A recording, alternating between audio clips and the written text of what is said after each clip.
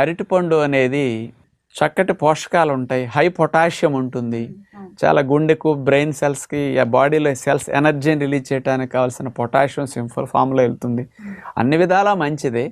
కానీ మనం పండ్లను మానేస్తున్నామంటే ఆరోగ్యానికి చాలా హాని కలుగుతుంది.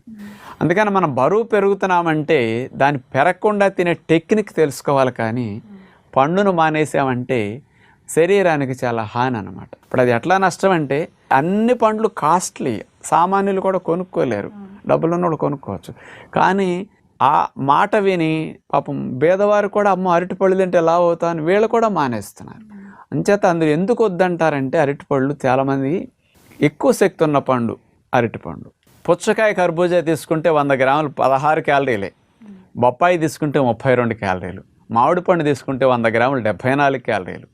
అదే అరటిపండు తీసుకుంటే 116 క్యాలరీలు.